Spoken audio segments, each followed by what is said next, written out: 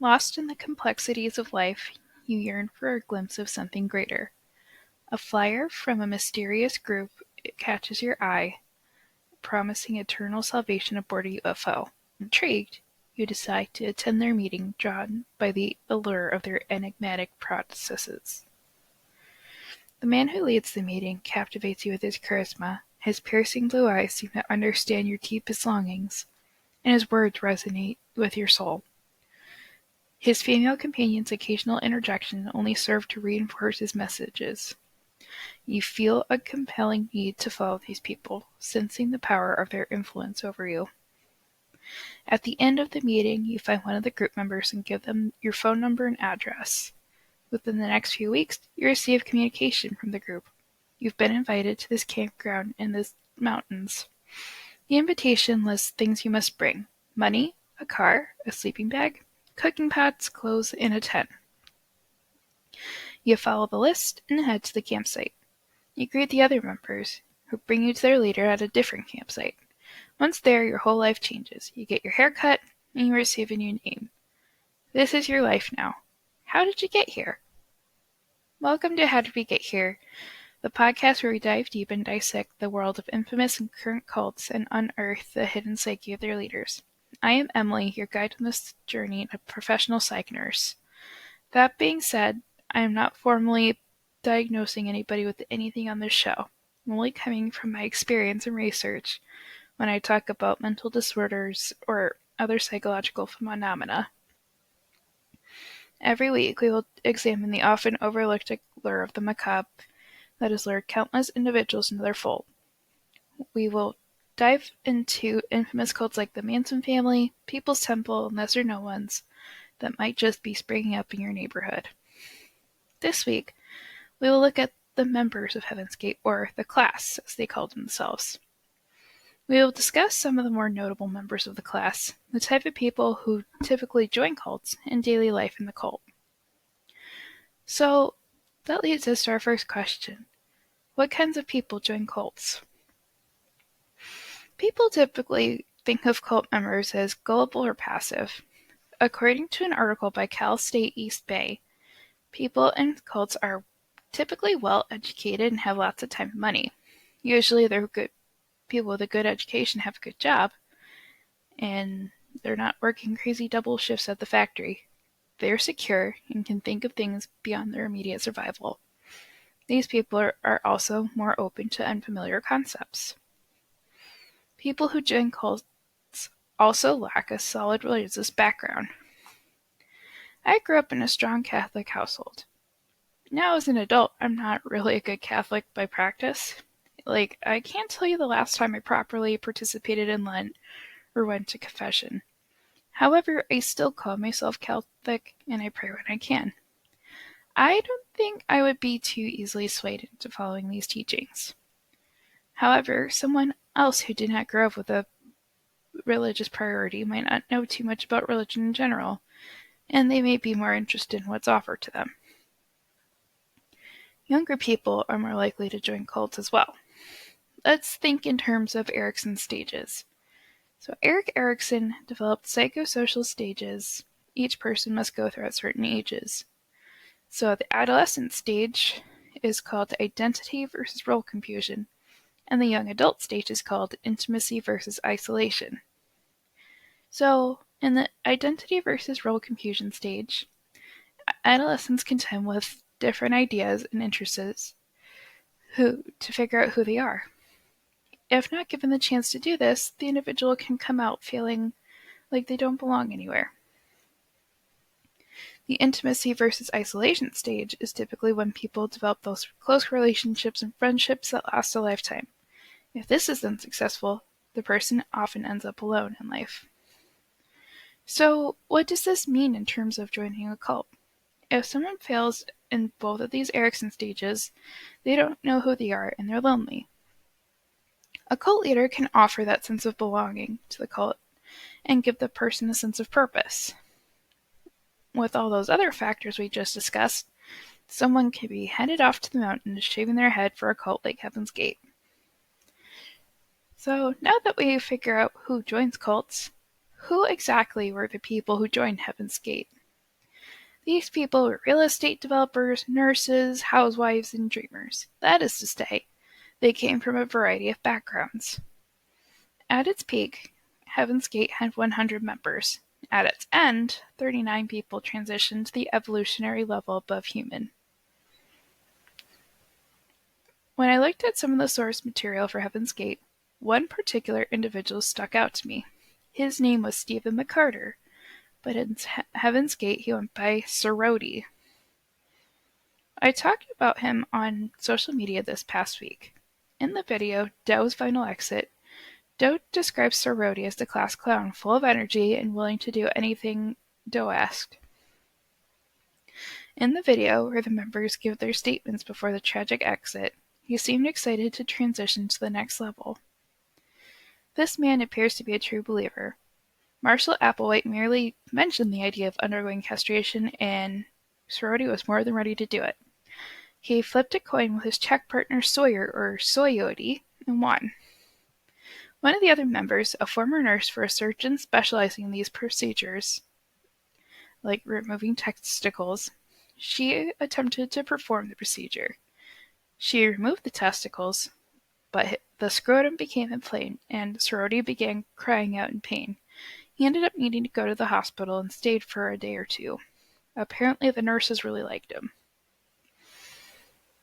The HBO Max documentary on Heaven's Gate highlights the story of Gail Mader, or Iris Sodi.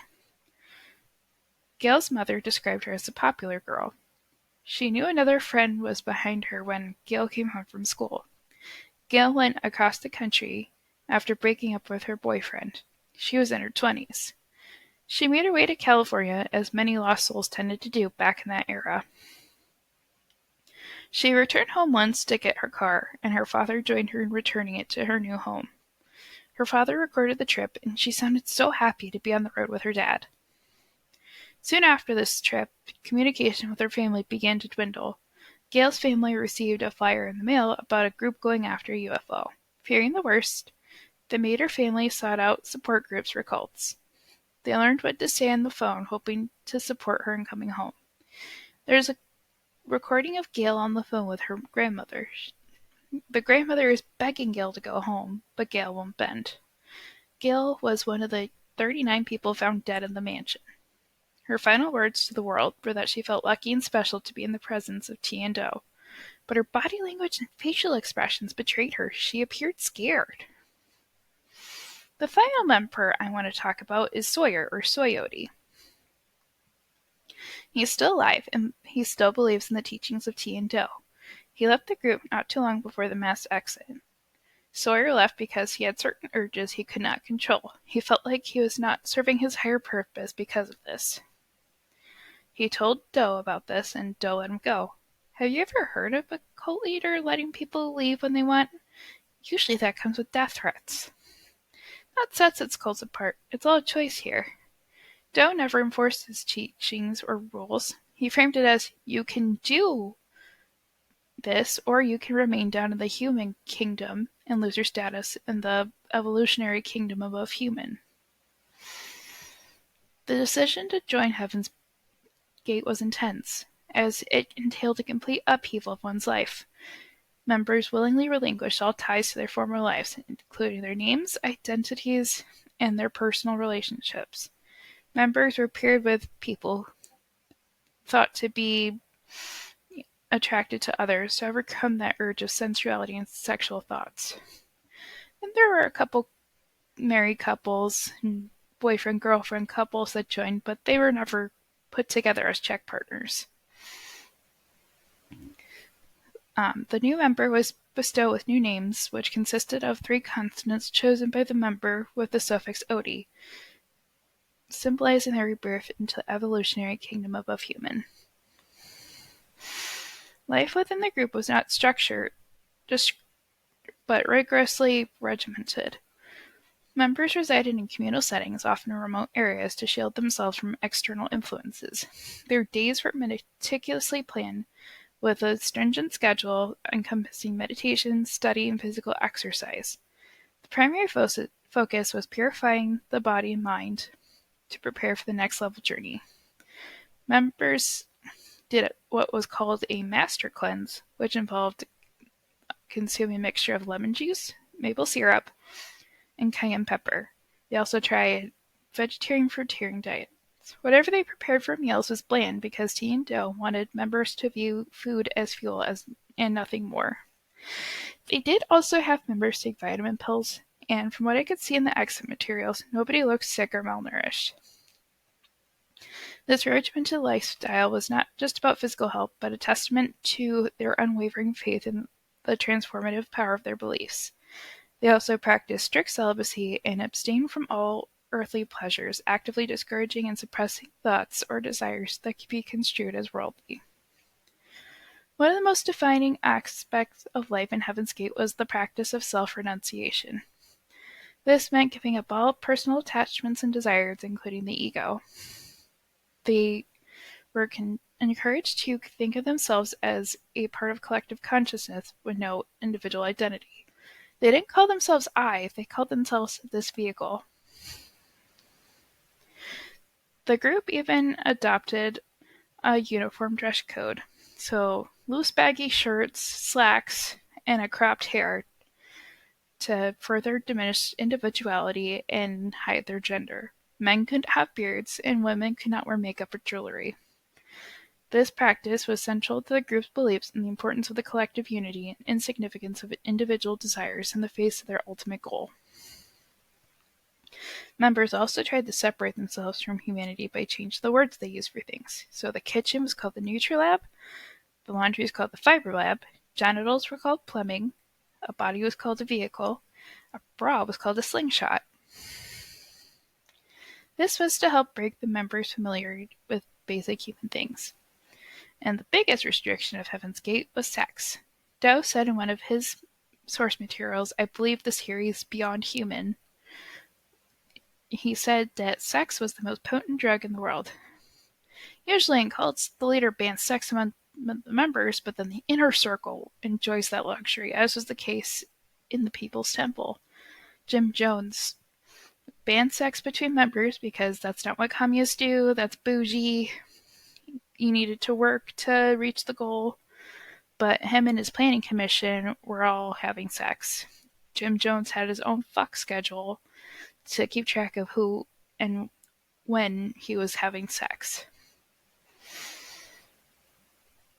In Heaven's Gate, though, no one was having sex. Did this come from Doe's hatred of his bisexuality? Doe suggested castration to his members, and 6 of the men, including Doe, went to Mexico to undergo the procedure. Members expressed joy in having this procedure done, stating that their minds felt more clear now that the desire to have sex was out of the way. Life in Heaven's Gate was not easy, but the members endured it because they believed in the payoff at the end. The class wanted so badly to be free from the world they lived in that they were willing to do whatever it took. When Doe introduced the concept of possibly committing suicide to go to the next level, very few people opposed the idea. Thank you for listening to this week's episode of How Did We Get Here? Next week, I will highlight the events that led to the end of this cult. If you like this podcast, please take a moment to rate it and share it with a friend. For more content, follow me on Patreon, Instagram, X, and TikTok at EmmyCast1018. Until next time, stay aware, stay informed, and stay safe. Thank you.